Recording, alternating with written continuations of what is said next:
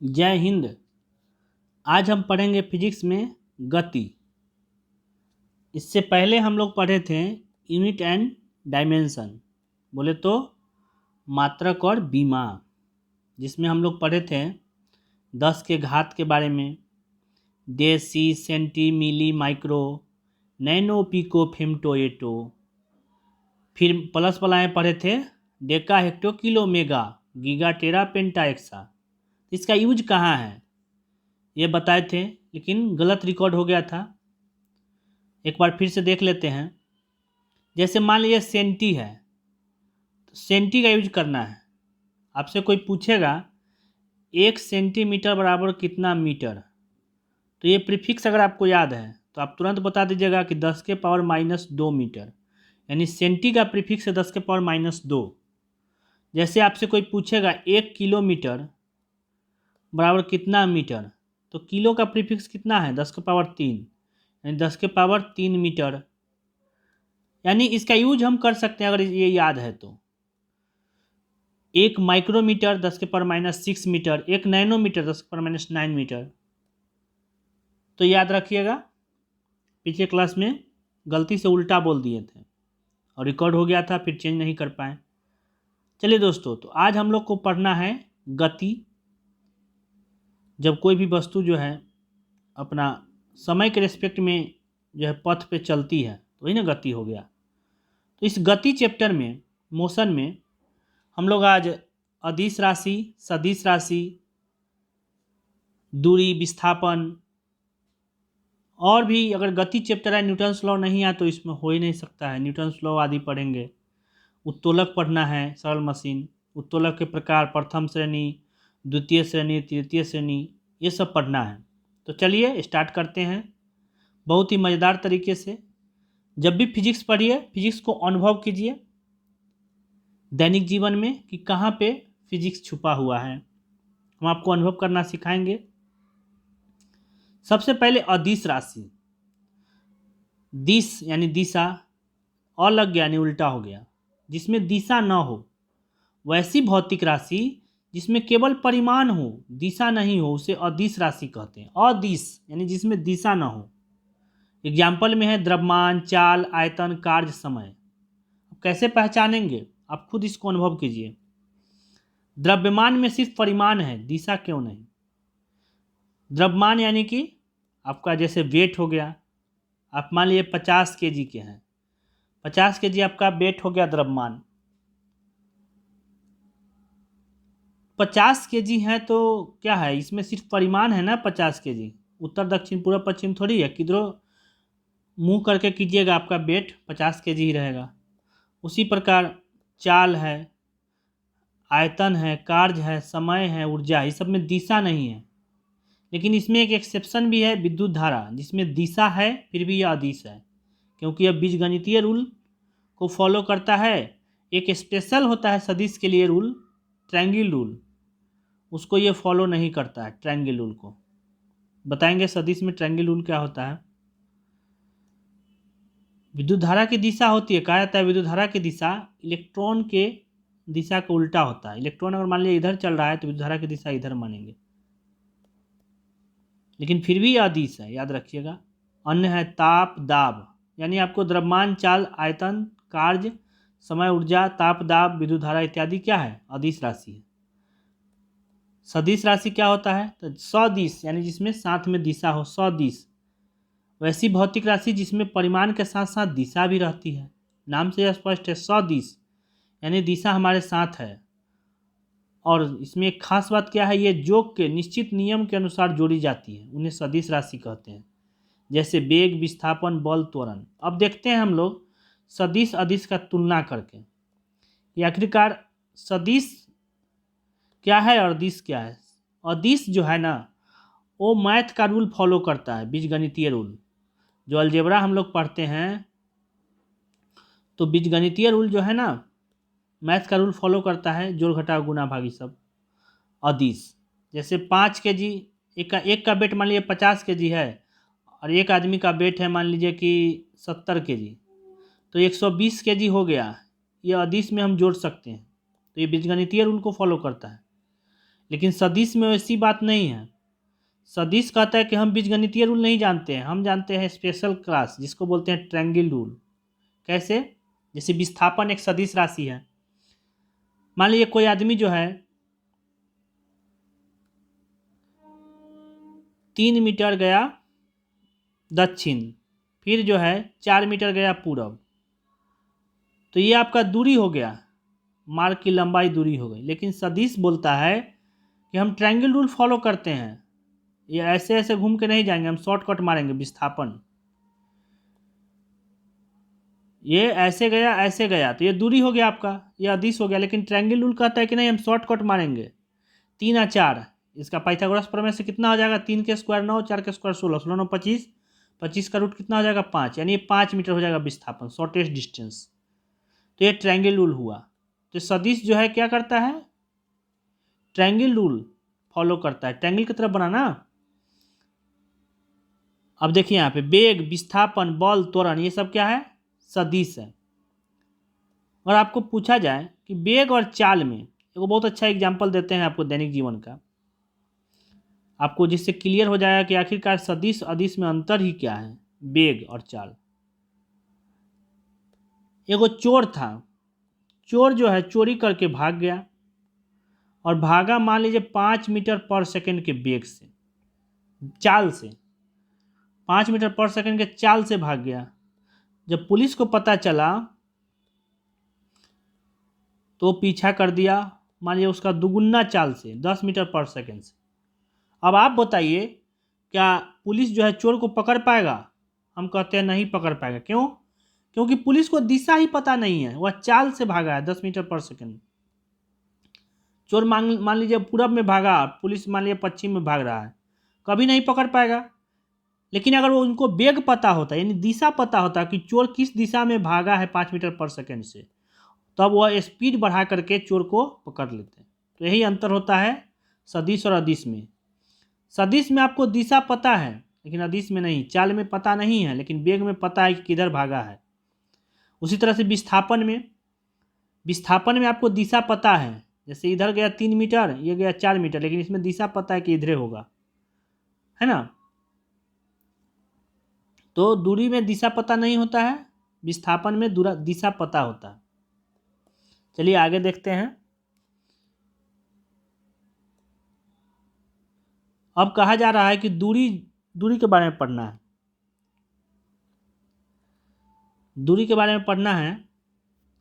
किसी दिए गए समय अंतराल में वस्तु द्वारा तय किए गए मार्ग की लंबाई को दूरी कहते हैं। यह एक अदिश राशि है, यह सदैव धनात्मक होती है। देखिए, दूरी हमेशा धनात्मक होगा, क्योंकि यह क्या है? मार्ग की लंबाई है, इसमें कोई दिशा तो है नहीं। कोई भी चीज़ धनात्मक या ऋणात्मक कब होता है? कोई भी चीज़ धनात्मक या ऋणात्मक कब होता है? जब उसका उद्देश्य कहाँ है। मान लीजिए एक आदमी है, उसको ए पॉइंट से जाना है बी पॉइंट पर, जहाँ उसका मान लीजिए घर है। अब मान लीजिए उसका घर का दूरी 5 मीटर है, तो चला गया, लेकिन वो अपने दिशा में जा रहा है तो ठीक है।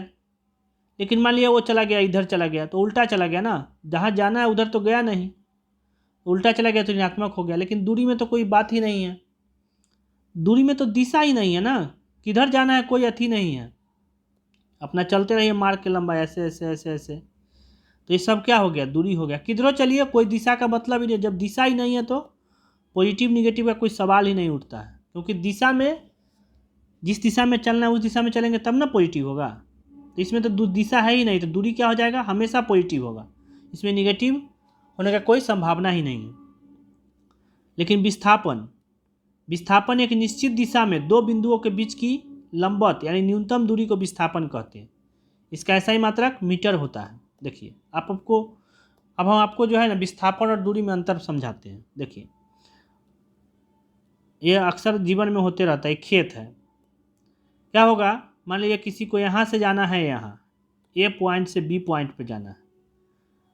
अब मान लीजिए खेत में फसल बोया हुआ है, खेत में जो है ना फसल वगैरह बोया हुआ है, और यहाँ पे कुछ कुछ रखा हुआ है, लेकिन फिर भी जो है लोग क्या करते हैं, जो अच्छे लोग होंगे वो क्या करेंगे? ऐसे ऐसे ऐसे ऐसे घूम कर जाएंगे और दूरी तय करेंगे। मान लीजिए 5 मीटर है, और ये मान लीजिए 3 मीटर है, तो इनको कितना चलना पड़ेगा, 8 मीटर चलना पड़ेगा। लेकिन कुछ लोग क्या करेंगे, शॉर्टकट मार देंगे। शॉर्टकट मार दिया, न्यूनतम डिस्टेंस तय किए ना, शॉर्टकट मार दिए, तो यही शॉर्टकट जो है आपका लंबा दूरी कहिए चाहे न्यूनतम दूरी, इससे शॉर्टकट नहीं हो सकता। तो ये हो गया आपका विस्थापन। लेकिन दूरी क्या हो गया, पूरा घूम के गया, जैसे जैसे मार्ग है वैसे वैसे गया, तो आपका दूरी हो गया। लेकिन शॉर्टेस्ट डिस्टेंस विस्थापन होता है। मान लीजिए ये 9 है, ये 12 है, 9 12, तो इसका विस्थापन कितना हो जाएगा, 13 हो जाएगा। 9 के स्क्वायर 81, 12 के स्क्वायर 144, 169 हो जाएगा, नहीं 13 हो जाएगा। तो ये दूरी हो गया आपका, ऐसे घूम के गया तो दूरी, लेकिन शॉर्टेस्ट डिस्टेंस हो गया तो विस्थापन। ठीक है, तो विस्थापन सदिश है, उसमें दिशा पता है। विस्थापन जो है वह धनात्मक, ऋणात्मक और शून्य कुछ भी हो सकता है। कैसे, विस्थापन जो है धनात्मक हो सकता है, ऋणात्मक, लेकिन दूरी तो हमेशा धनात्मक ही होगा। ये तीनों हो सकता, धनात्मक, ऋणात्मक और शून्य। जैसे मान लीजिए यहाँ से किसी को जाना है, यहाँ पे ए से बी पर जाना है बी पर ए, ऐसे सीधे चल जाएगा। मान लीजिए 4 मीटर का है ये, तो 4 मीटर चला गया, वो पॉजिटिव हो गया। लेकिन जाना है इसको इधर, लेकिन ये जो है इधर जा रहे हैं वहाँ से, फिर ऐसे घूम करके फिर ऐसे जा रहे हैं। अब बताइए, इनको तो ये दूरी एक्स्ट्रा चलना पड़ा ना। घर था इधर, ये 4 मीटर ही जाना था, लेकिन क्या किए ये वहाँ से 2 मीटर माइनस में चल गए, बैक चले गए, फिर 2 मीटर इनको एक्स्ट्रा चलना पड़ा, है ना। तो ये निगेटिव हो गया ना, क्योंकि चलना था 4 मीटर, बेचारे को कितना चलना पड़ा, 2 मीटर माइनस में चलना पड़ा। यानी उल्टा चले, जब जहाँ जाना है ना उसको उल्टा दिशा में जाएंगे तो क्या हो जाएगा, निगेटिव हो जाएगा। और शून्य कब होगा, वृत्तीय पाथ पर जो है आपको शून्य मिल जाएगा, जहाँ से चले वहीं पहुँच गए। शून्य कब होगा, जैसे यहाँ जा रहा है, अब फिर जहाँ से चला था वहीं पहुँच गया, ए से चला था फिर ए पर ही पहुँच गया, तो शून्य हो गया।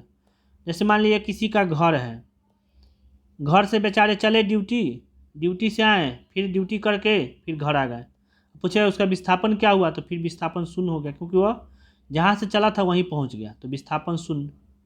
तो याद रखिएगा, विस्थापन शून्य कब होगा, जहाँ से चला वहीं पहुँच गया।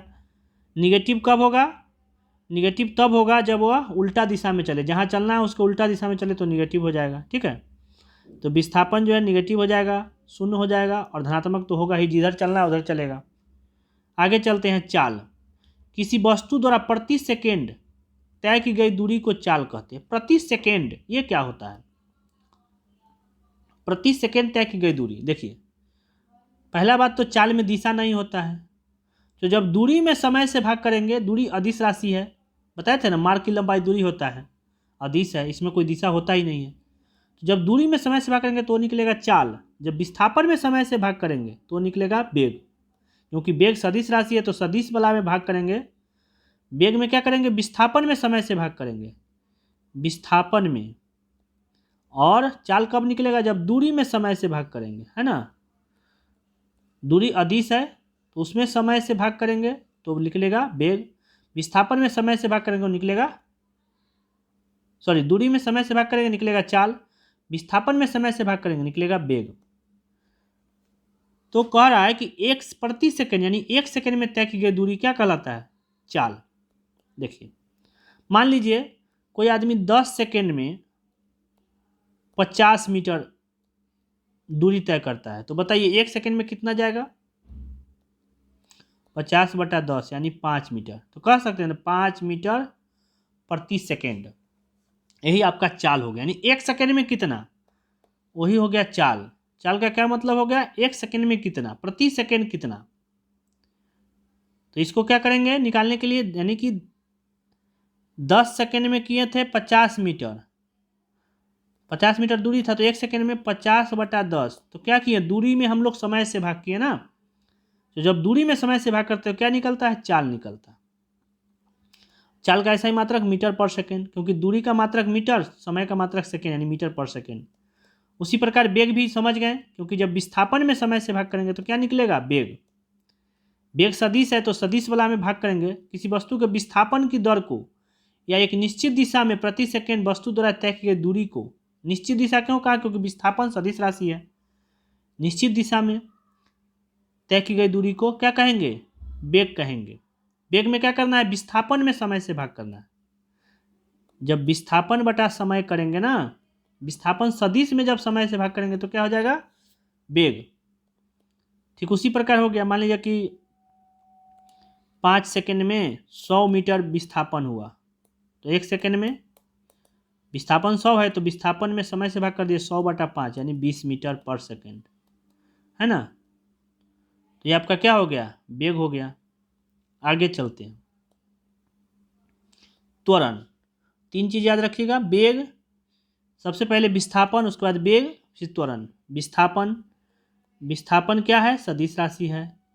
क्यों भाई? क्योंकि इसको दिशा फिक्स है। विस्थापन में जब समय से भाग करेंगे क्या निकलेगा? वेग निकलेगा। और जब वेग में समय से भाग करेंगे तब निकलेगा त्वरण। ठीक है, तो देख लेते हैं त्वरण क्या होता है। त्वरण होता है किसी वस्तु के वेग में परिवर्तन की दर। त्वरण क्या होता है? किसी वस्तु के वेग में परिवर्तन की दर त्वरण कहलाता है। इसको समझते हैं दैनिक जीवन में। बाइक तो आप लोग चलाए होंगे खूब, ग्लैमर, बुलेट, ये सब। तो बाइक में वो लगा होता है एक्सीलरेटर। एक्सीलरेटर, मान लीजिए बाइक रुका हुआ है तो 0 मीटर पर सेकेंड। जैसे ही स्पीड किए, स्पीड हो गया 5 मीटर पर सेकेंड, और थोड़ा बढ़ाएं 10 मीटर पर सेकेंड, फिर बढ़ाएं 15 मीटर पर सेकेंड। जैसे जैसे हम एक्सीलरेटर को घुमाते हैं तैसे तैसे क्या होता है? स्पीड बढ़ते जाता है।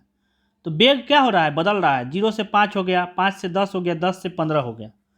वेग क्या हो रहा है? परिवर्तित हो रहा है। 0 से 5, 5 से 10, 10 से 15, यानी परिवर्तन हर सेकेंड। पहला सेकेंड में 5 मीटर पर सेकेंड, दूसरा में 10 मीटर, तीसरा में 15 मीटर, यानी हर एक सेकेंड कितना बदल रहा है? 5 मीटर। वेग जो है आपका हर सेकेंड में 5 मीटर बढ़ रहा है, यानी वेग परिवर्तित हो रहा है 5 मीटर पर सेकेंड। वही आपका 5 मीटर पर सेकेंड जो है वेग बदल रहा है। तो वेग परिवर्तन की दर त्वरण कहलाता है। वेग कितना बदल रहा है? 5 मीटर पर सेकेंड। तो 3 सेकेंड में, अब यहाँ पे आपको देखिए, 0 था, 5 था, 10 था, 15 था, पहला सेकेंड, दूसरा सेकेंड, तीसरा सेकेंड। तो 3 सेकेंड में वेग जो है, मान लीजिए 3 सेकेंड में, यानी 15 से लेकर के कितना हो गया? 0 से 15 पहुंच गया कितना सेकेंड में? 3 सेकेंड में। तो कितना बदला? 15 माइनस 0, कितना सेकेंड में? 3 सेकेंड में। तो वेग परिवर्तन की दर, वेग परिवर्तन कितना हुआ? 15 हुआ। कितना सेकेंड में? 3 सेकेंड में। तो 1 सेकेंड में कितना? 5।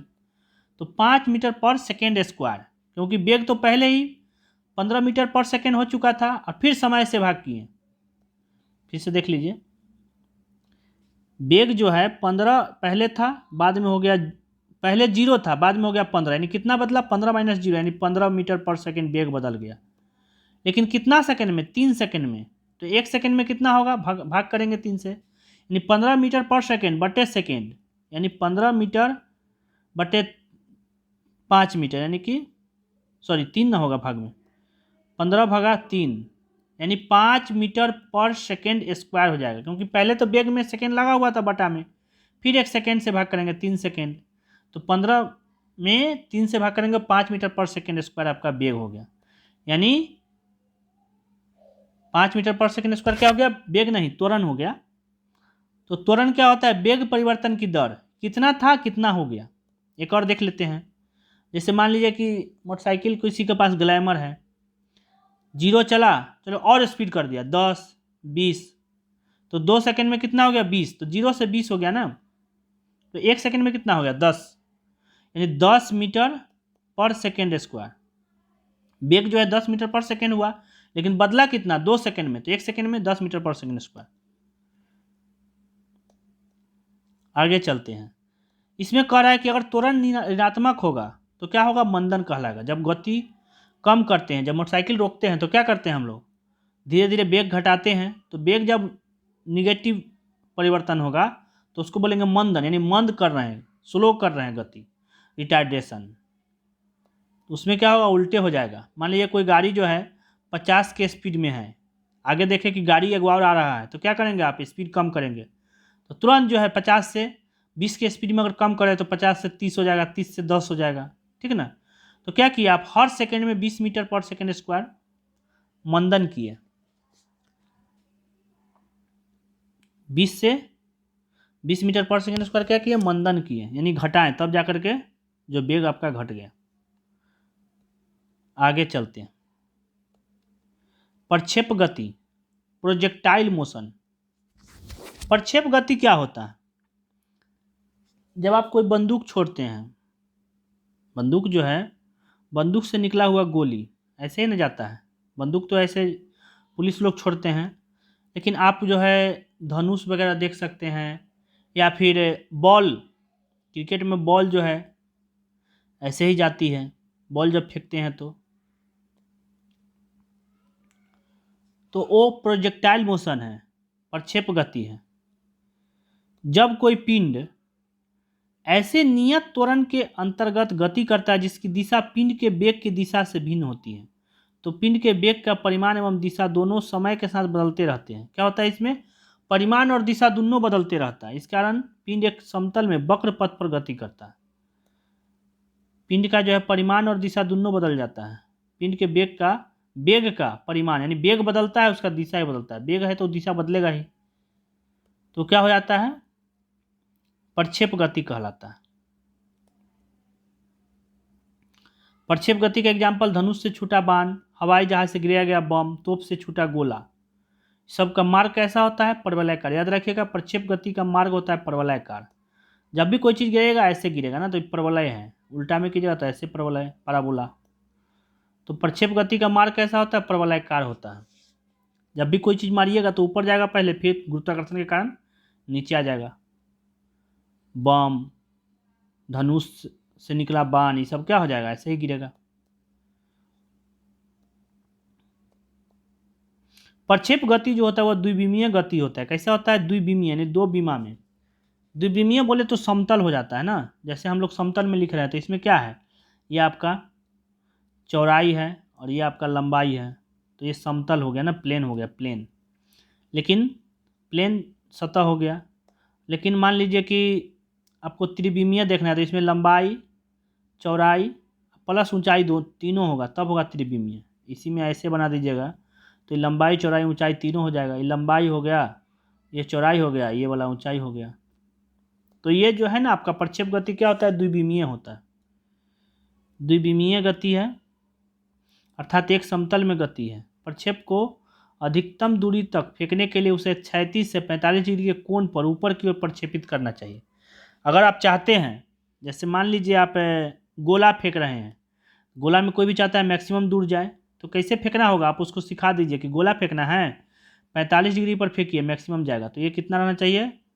समतल से 45 डिग्री, तब जाकर के मैक्सिमम दूरी पर जाएगा। या फिर मान लीजिए किसी को कूदना है तो भी उसको 45 डिग्री पर कूदेगा ना, तो मैक्सिमम दूरी पर कूद पाएगा लंबा कूद में। एक्चुअली इसका फार्मूला जो होता है ना, फार्मूला जो होता है रेंज बराबर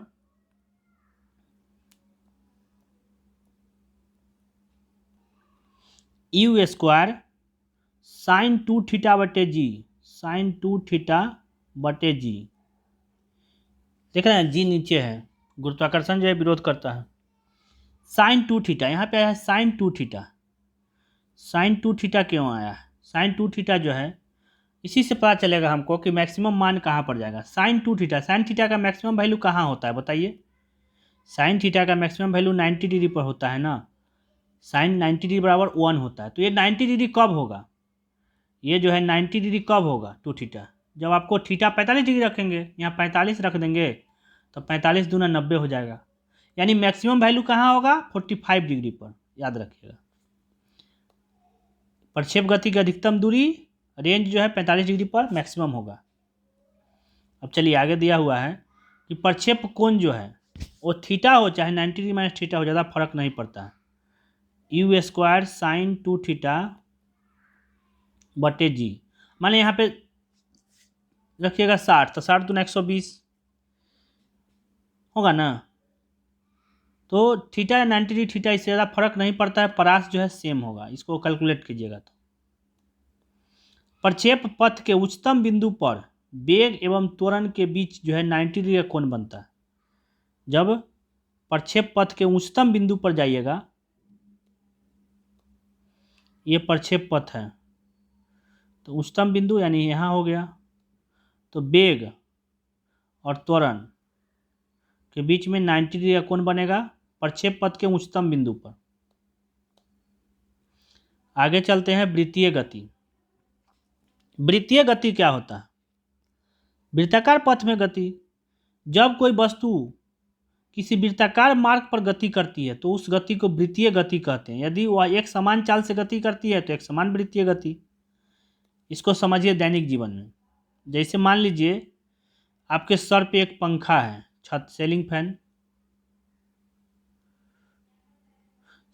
है, ठीक है। ये सीलिंग फैन है।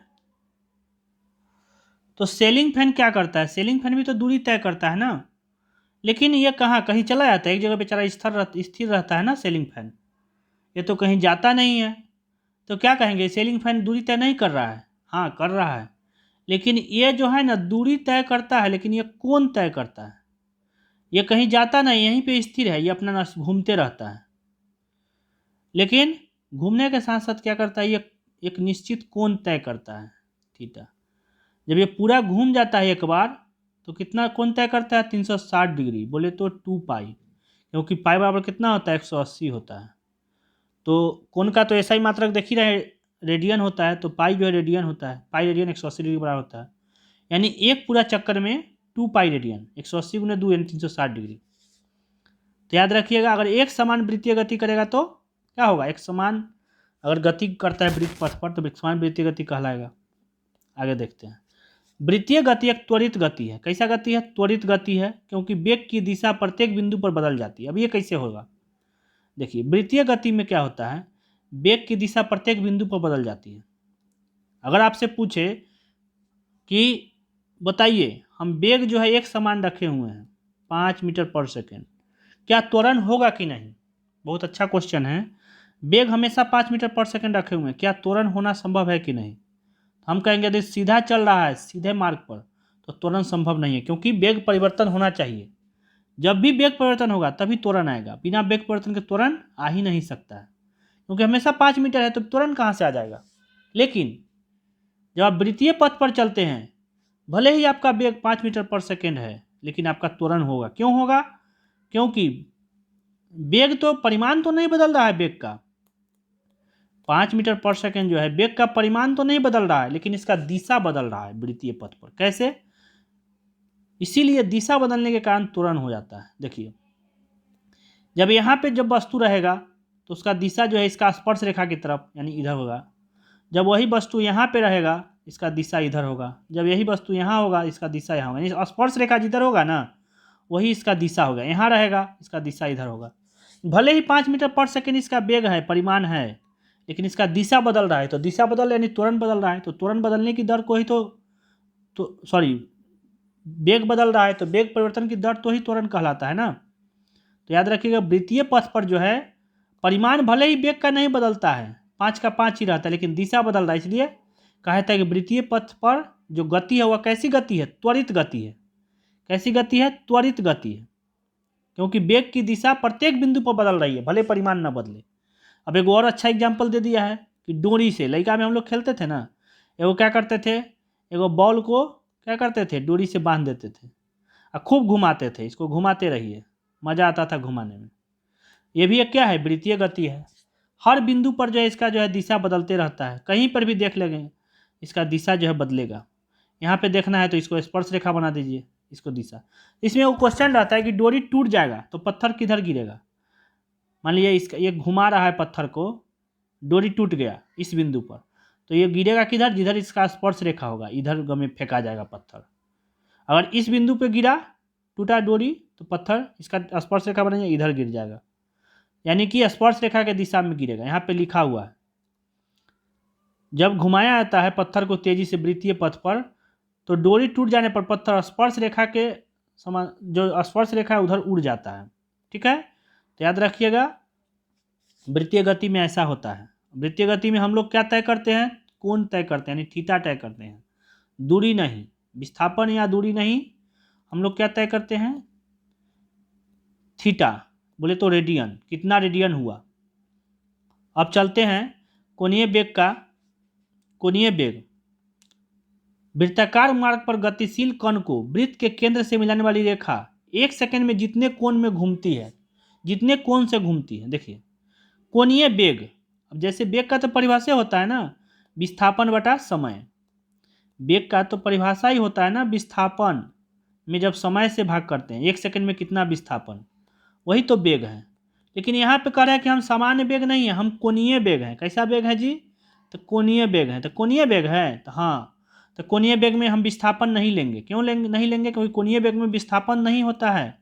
क्या होता है? हम कोण तय करते हैं। एक चक्कर में 360 डिग्री, 2 चक्कर में 360 गुने 2 यानी 720 डिग्री। तो कोणीय वेग में हम क्या तय करते हैं? थीटा यानी कोण तय करते हैं। तो यहाँ पे कोण बटा समय हो जाएगा। क्या हो जाएगा? कोणीय वेग को हम लोग ओमेगा से सूचित करते हैं। ओमेगा बराबर क्या हो जाएगा? थीटा बटा टी।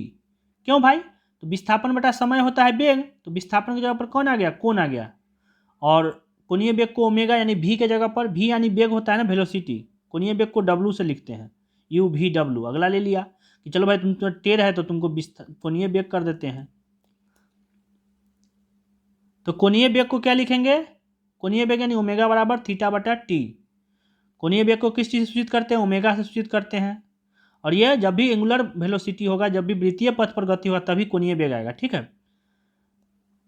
अब यहाँ पे क्या किया है कि कोणीय वेग और रेखीय वेग में एक संबंध बना दिया।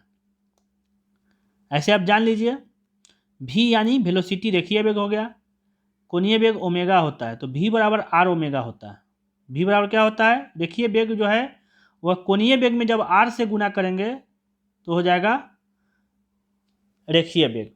कोणीय वेग में आर से गुना करने पर रेखीय वेग। इसको निकालेंगे कैसे? ये दिया हुआ है यहाँ पे, ये समीकरण जो है निकालेंगे कैसे? यहाँ पर एक वस्तु जो है गति कर रहा है, और जब गति करता है तो दूरी के जगह पर क्या तय करता है? थीटा। एक चक्कर में कितना थीटा बताइए? 360 डिग्री ना। लेकिन हमको एसआई मात्रक लेना है, तो एसआई मात्रक कितना हो जाएगा? पाई बराबर 180 होता है, तो 2 पाई हो जाएगा, 2 पाई।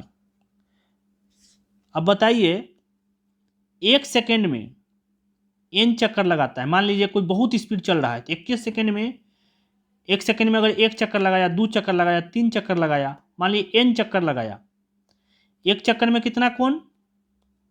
एक चक्कर में 2 पाई कोण। तो अगर 1 सेकेंड में n चक्कर लगा दिया, एक चक्कर में तो 2 पाई होता है, लेकिन 1 सेकेंड में मान लीजिए 2 चक्कर लगा दिया, 2 पाई गुने 2 हो जाएगा। 3 चक्कर लगाएगा, 2 पाई गुने 3, तो n चक्कर लगाया तो 2 पाई गुने n हो जाएगा, है ना। तो वही तो कहता है ना कि 1 सेकेंड में जितना चक्कर लगाए वही तो होता है एंगुलर वेलोसिटी ना, कोणीय वेग। 1 सेकेंड में कितना चक्कर लगाया वही हो गया एंगुलर वेलोसिटी। तो 1 सेकेंड में मान लीजिए कोई आदमी, मान लीजिए कोई जो है वस्तु है वो 5 चक्कर लगा दिया, 5 चक्कर। 1 सेकेंड में कितना चक्कर लगा दिया? 5 चक्कर। 1 सेकेंड में लगा दिया 5 चक्कर, तो एक चक्कर में 2 पाई कोण, अब 5 चक्कर में तो 5 से गुना हो जाएगा, है ना। तो 2 पाई गुने 5, लेकिन हमको तो ये पता नहीं ना कितना चक्कर लगाया, तो अब हमको फॉर्मूला निकालना है। तो n चक्कर ले लेंगे, यानी 2 पाई n हो गया। 1 सेकेंड में 2 पाई n, जो कि ओमेगा निकल गया। 1 सेकेंड में n चक्कर, तो n चक्कर, एक चक्कर में 2 पाई कोण होगा, 2 पाई रेडियन होगा, तो n से गुना कर दें क्योंकि n चक्कर लगाया है, 2 पाई n। ठीक है, ओमेगा बराबर 2 पाई n हो गया। अब बताइए कि वृत्त का परिधि कितना होता है? वृत्त का परिधि, ये दूरी जो है, वृत्त का परिधि कितना होता है? 2 पाई r, यही ना दूरी हो जाएगा इसका जब चक्कर लगाएगा तो 2 पाई r।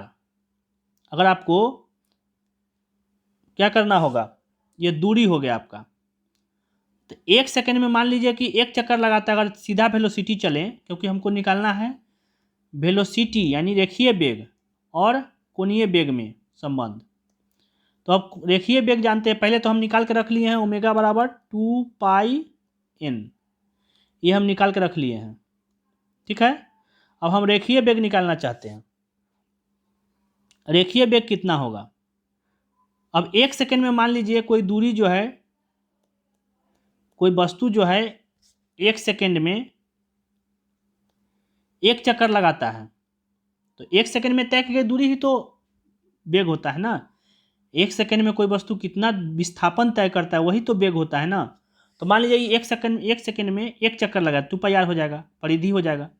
1 चक्कर में कितना तय करेगा दूरी, परिधि ही ना, दूरी चाहे विस्थापन जो कहिए, परिधि होगा। मान लीजिए ऐसा ऐसा n चक्कर लगा दिया तो 2πrn हो जाएगा, 2πrn हो जाएगा। 1 सेकंड में तय किए विस्थापन को क्या कहते हैं, वेग कहते हैं। यानी आपको वेग जो है 1 चक्कर में तो ये लगा दिया 2πr है ना,